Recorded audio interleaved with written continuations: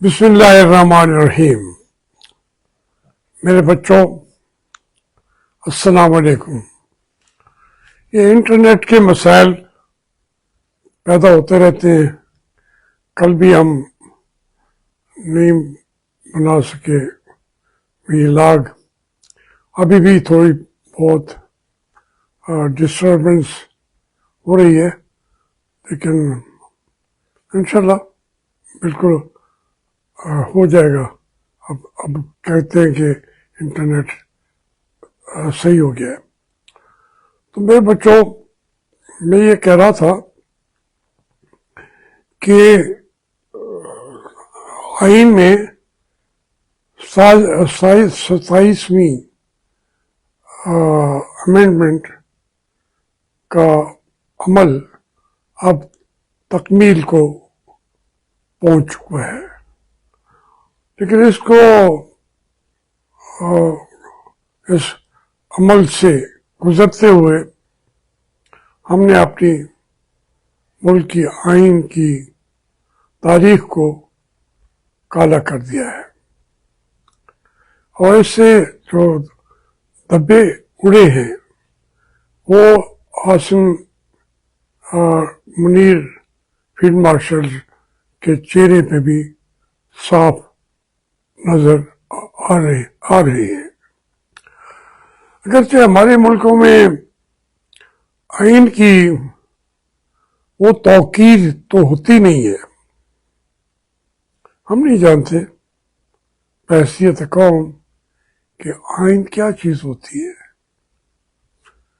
ना ये हमारा लफ्ज है, हमारा कहाँ से आ गया है, आइन है या आईना है, तो वो हमें कानून का पता नहीं। हम आइन के मसाइल में हमें क्यों उलझा दिया गया है उन्हें। बहरहाल जब आइन ना भी हो, अभी ये तो 27 तरमीमें 73 के आइन में हो चुकी हैं। इससे पहले आइन ना भी हो पूरे मुल्क में तो उसकी जरूरत नहीं महसूस होती। हमारे इतने जो मुल्क के अंदर लोग मौजूद हैं जिनका ज़मीर खरीद लिया जाता है और उसको कहते हैं ये हाइब्रिड सिस्टम है, उसके ऊपर मुल्क 78 साल से चल रहा है। हम वो इसको हाइब्रिड कहें, जो उसका हिस्सा भी हैं, जिनके वालिदैन भी उसका हिस्सा थे, ठीक है, उनका हक है। लेकिन जो थोड़ा बहुत इस मुल्क में आइन समझते हैं, आइनी जिद्दोजहद की है कायदे आज़म से लेकर अब तक जमहूरियत का, वो मुतालबा करते रहते हैं कि हमें जो है जमहूरियत चाहिए और जमहूरियत चाहिए, फिर भी अगर नहीं काम बनता तो फिर और जमहूरियत चाहिए। हाइब्रिड के निज़ाम की तो कहीं जिक्र भी नहीं है। बहरहाल ये चूँकि ज़मीन बेआइन है, पाकिस्तान मुल्क चल रहा है, ऐसे मुल्कों का बड़े अरसे तक सर्वाइव करना ये भी एक अल्लाह का करम है, उसकी रहमत है कि कैसे चल रहा है, क्यों चल रहा है। कौम को तो वो कहते हैं परवाह भी नहीं है। ये जिम्मेदारी हमारी है मुल्क को चलाना, या अल्लाह चलाता है तो हम जैसे लोग समझते हैं, लेकिन वो कहते नहीं, इसको फौज ने ही चलाती है, फौज ने ही इसको बचाया है, इसलिए आइन देने की जरूरत नहीं। इस मुल्क में एक फौज की जरूरत है। लेकिन जितने मसाइल बढ़ते गए हैं 78 साल में, तो ये वो पाकिस्तान है जो हमने 14 अगस्त 1947 को बनाया था। शक्ल ही बदल गई है। ये लंगड़ा पाकिस्तान है, एक हिस्सा टूट गया है जिस्म का। یہ اس کو جیسے فالج ہو گیا ہو. مجھے پتا ہے نا، ایک بازو اور ایک میری ٹانگ وہ نسبتاً اتنی متحرک نہیں ہے جتنی ایک ٹانگ اور ایک ہاتھ متحرک ہے. تو یہ شدید قسم کا فالج کا شکار ہو گیا ہے پاکستان. نہیں چل رہا، تھوڑا بہت کام چلتا رہتا ہے، لیکن یہ سمجھتے کہ پاکستان چل گیا ہے. نہیں، پاکستان نہیں چل سکا. اس کا جو ڈرائیور ہے، چلانے والا، وہ خود بھی بے ایمان ہے. تو اس گاڑی کے پرزے نکال کے بیچ دیتا ہے، اور وہ ہے فوج. ہر کمانڈر ان چیف نے پاکستان کے پرزے نکال کر سڑے عام بازار کے اندر فروخت کے لیے رکھ دیتے تھے. پاکستانیوں کو جب وہ امریکہ کہتا تھا کہ ہمیں پکڑ کے دے دو، ہم کہتے تھے جی ہمیں کتنے پیسے دیں گے. تو ہم نے سارے افغانیوں کو یا تو لا کے یہاں پہ مسلط کے یہاں پہ، وہ آج تک ہماری جان نہیں چھوڑ رہے. ایک کل جو ہے ایک سکول میں جو ابھی تک بھی آپریشن جاری ہے، کہاں سے شروع کیا تھا آپ نے؟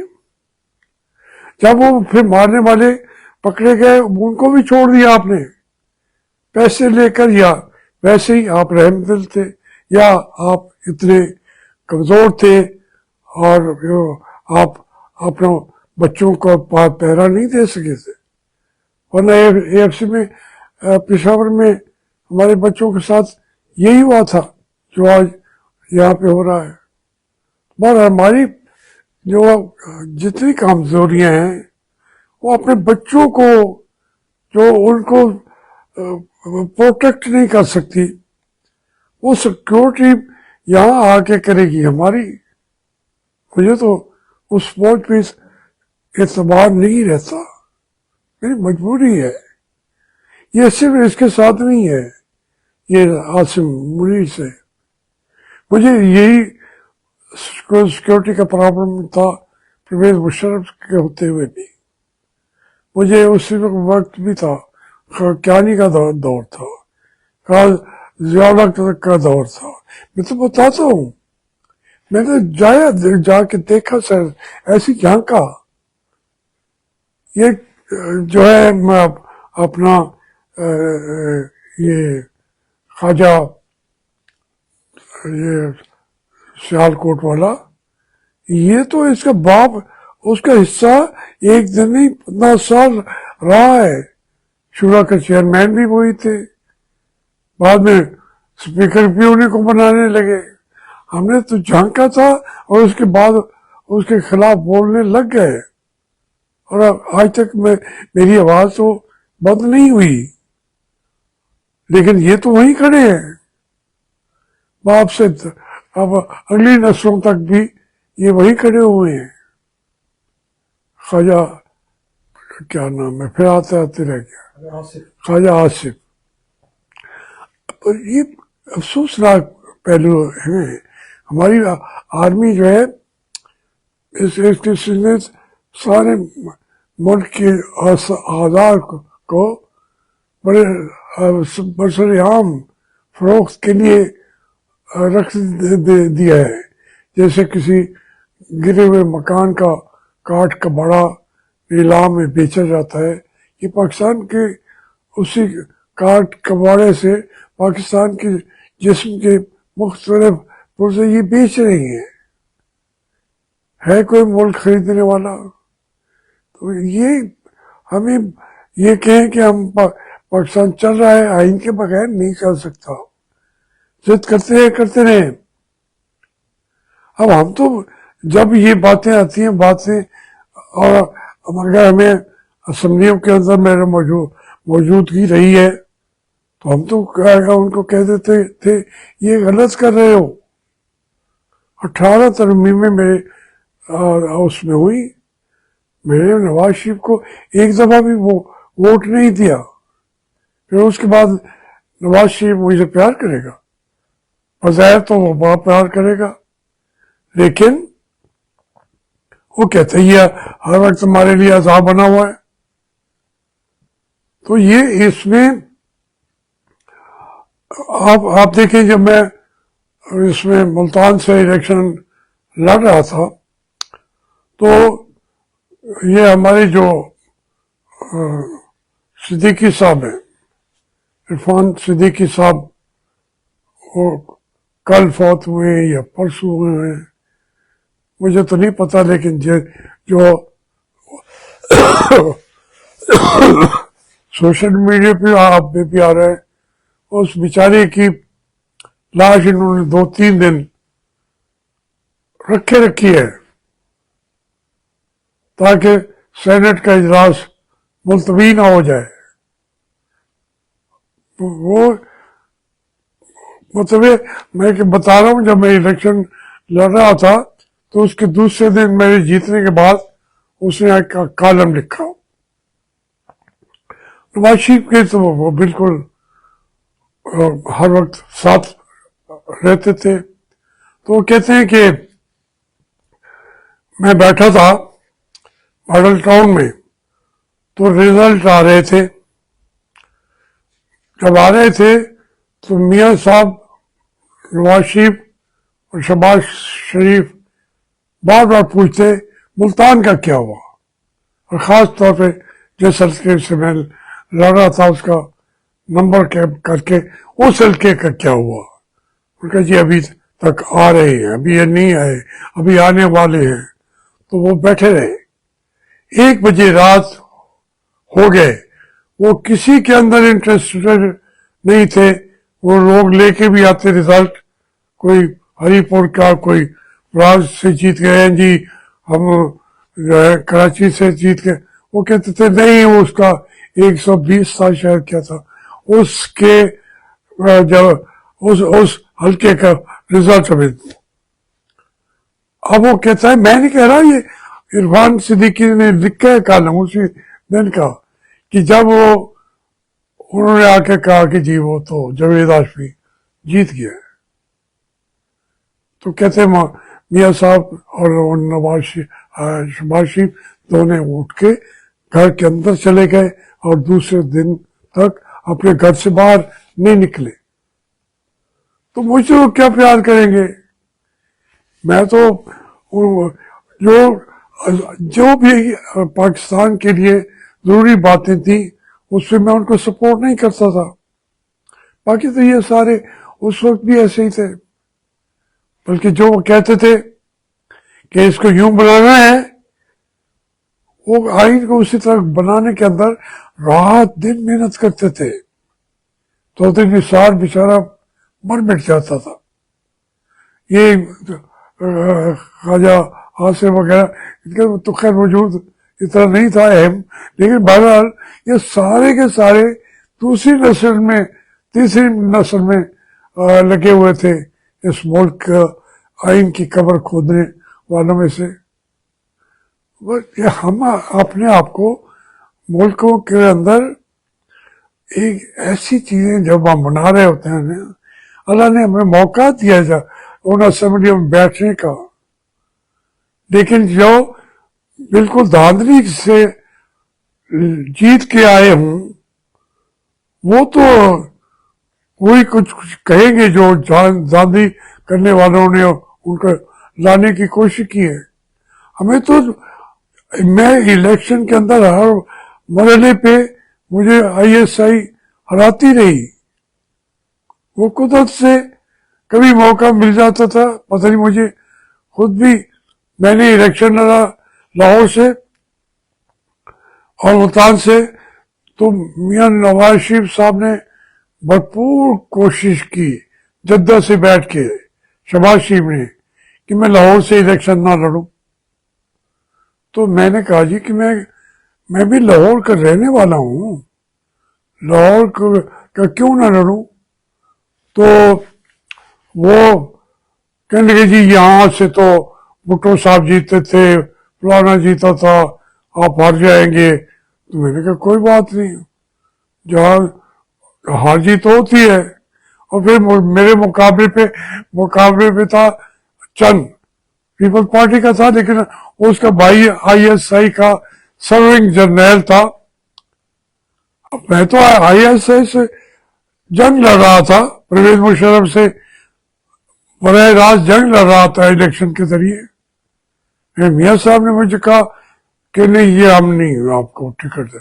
میں نے ٹکٹ میں نے دینی ہے، آپ کا کیا مقام صدروں میں ہے، آپ سے مجھے ٹکٹ لینے کی ضرورت بھی نہیں ہے.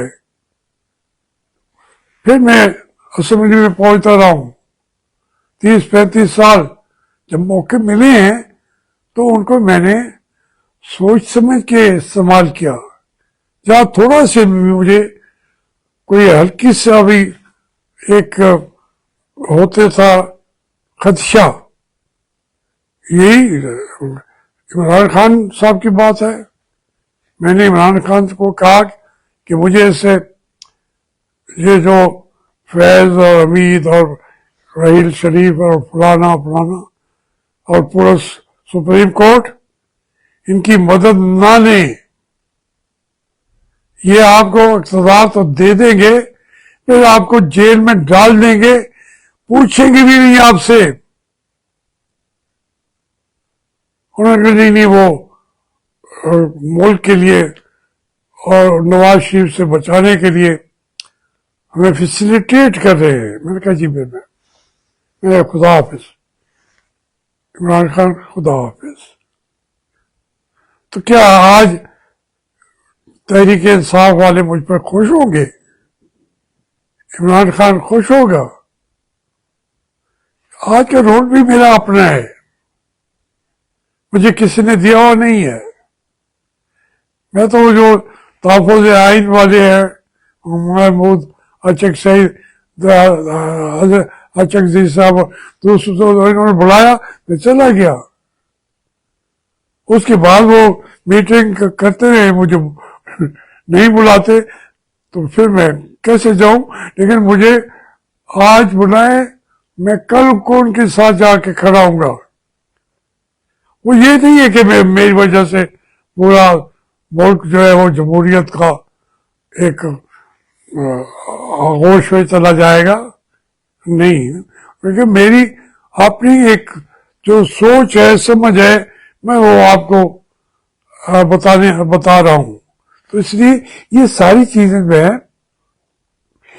ہمارے ملک کے اندر اب یہ بات مجھے بالکل یوں نظر آتا ہے، میری آنکھیں جیسے دیکھ رہی ہیں اس کیمرے کے اندر، اس کیمرے کے ذریعے آپ کے کو دیکھ رہی ہیں کہ یہ ملک جو ہے یہ فوجی راج کو ختم کرنے کے قریب پہنچ چکے ہیں ہم.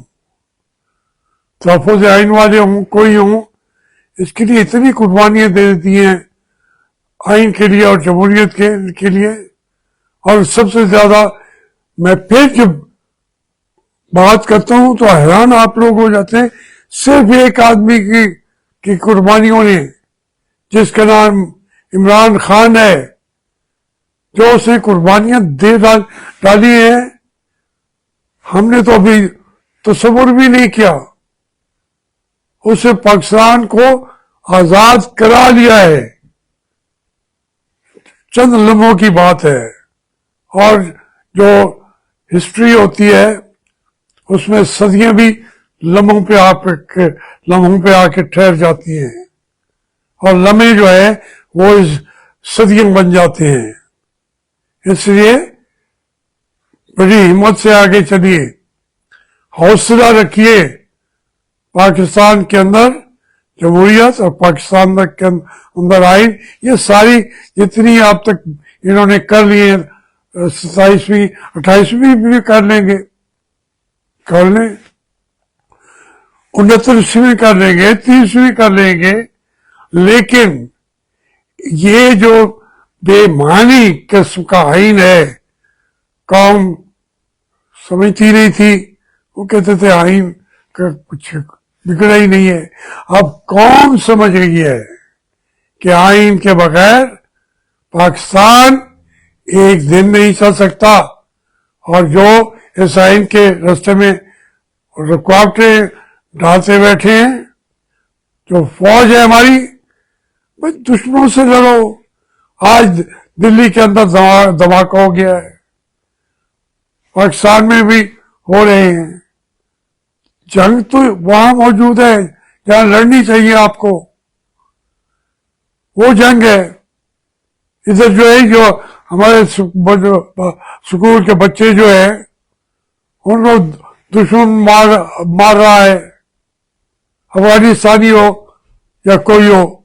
ہمیں اس کا خیال رکھنا چاہیے. آئین جو ہے اس کا, آپ نے آئین کے اوپر اٹھ کے کوئی ہارا چلانا شروع کر دیا ہوا ہے. آپ کو طریقہ یہ آتا ہے. اس کے بعد بے شک جو لوٹ لو, جو کھا جاؤ, پھر کہتے ہو کہ تاحیات آپ ہمارے احتساب نہیں کر سکتے. یہ اسمبلی جو بیٹھ کے آپ کو تحفظ دے دے گی. جناب عاصم منیر صاحب, کیا باتیں کرتے ہو یار. یہ جب احتساب کا کوڑا جو اللہ کے ہاتھ میں ہے, جب وہ چلتا ہے تو آپ کو کچھ نہیں بچا سکے گا. سب اپنے ماضی کے کولیگ سے جو یہاں پہ چیف مارشل لا ایڈمنسٹریٹر رہے ہیں, فیلڈ مارشل بھی رہے ہیں, ان کی باتوں کو دیکھ لو, ان کا حشر یاد کرو. آپ کا حشر ان سے مختلف نہیں ہے. خدا حافظ.